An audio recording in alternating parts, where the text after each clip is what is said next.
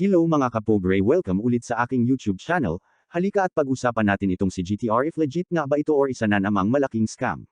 Si GTR or Global Trade and Return ay nag-start noong March 25, 2025 na kung saan ay nag-offer sila ng trading at dito kikita ka sa kanila, mag-invest ka lang at sila na bahala sa pera mo.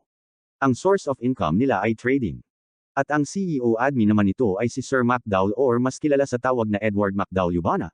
Para sa karagdagan kaalaman regarding sa kumpanya na ito, maaaring i-add mo siya sa Facebook. Pag-usapan natin paano nga ba mag-register ka GTR. Una, kailangan mag-sign up ka sa kanilang referral link. Kung wala naman nag-refer sa iyo, maaari mong gamitin ang aking referral link na makikita sa description ng video na ito or sa pin post comment. Then fill out the account information. Name, tunay na pangalan mo. Email, yun active email na gamit mo. Username, prefer name na gagamitin mo sa pag-login. Then password, same dapat sa confirm password. Then click register. Once na makita mo na nag-redirect ka sa site nila and nakapag-sign in ka na, congratulations at naka-register ka na at success ang ginawa mo.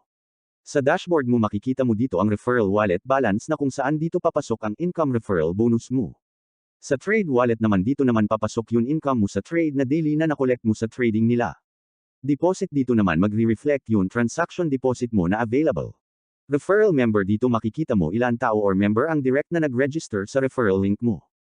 Referral bonus, dito magre-reflect ang income bonus mo sa mga nag-register sa iyo.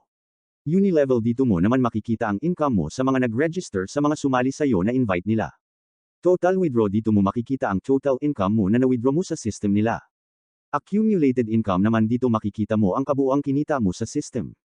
Paano naman kikita dito at magkano ang minimum invest nila dito? Una, pwede ka mag-start sa halagang 125 pesos at ang max deposit nila ay 50,000 pesos. Ang bawat investment ay meron maturity na 4 days na kung saan yung daily income mo pwede mo ma-withdraw at walang minimum amount sa pag-withdraw. Example, ang kinuha mo is 125 pesos para mag-try daily. Dito kikita ka sa loob ng 4 na araw ng 37.50 pesos at sa kabuuang 4 na araw ay kumita ka ng 150 pesos.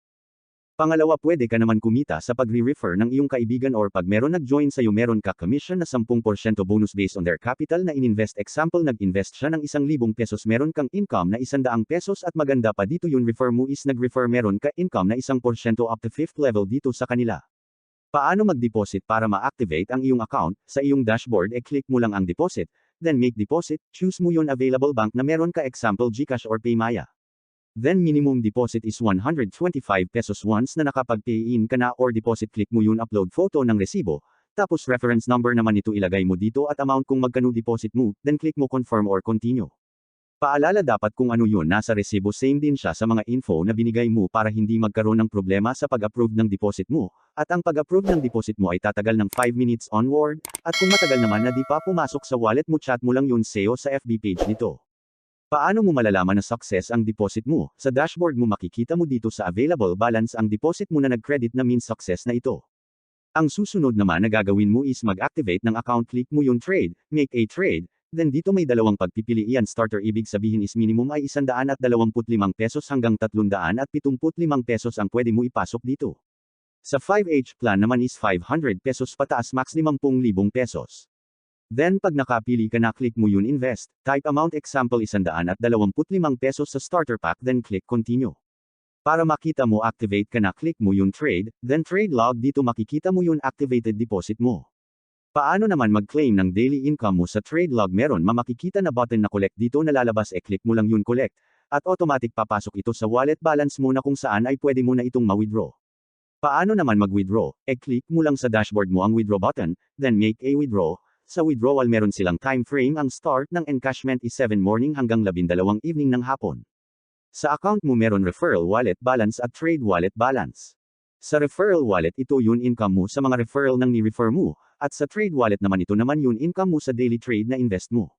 Mode of payment and withdrawal, choose mo anong meron kang wallet available, like GCash and PayMaya. Account name, dapat same account name sa wallet na padadalhan ng withdrawal mo. Account number naman is account number ng bank mo. Amount, dito dapat same amount balance wallet ang pwede mong ma-withdraw, then click confirm if alam mong tama ang bank details withdrawal mo. Para makita if success ang withdrawal mo, click mo yun withdraw, then click pending request.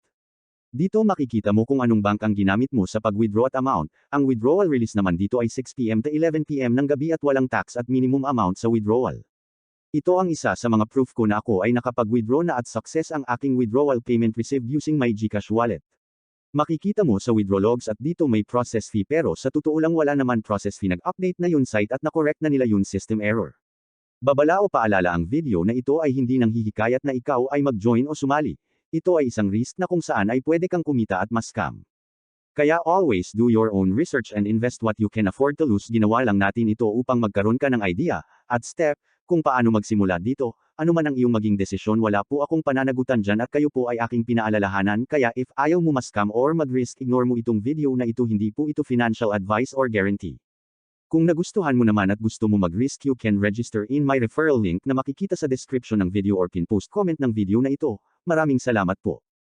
Kung nagustuhan mo ang aking video topic ngayon, please pa-click naman ako ng subscribe button, and also pa-click naman ako ng ring notification bell, para updated ka naman sa mga bago ko video na pinapalabas, and also hit the like, share and comment. Malaking tulong ito para sa aking YouTube channel. Thank you.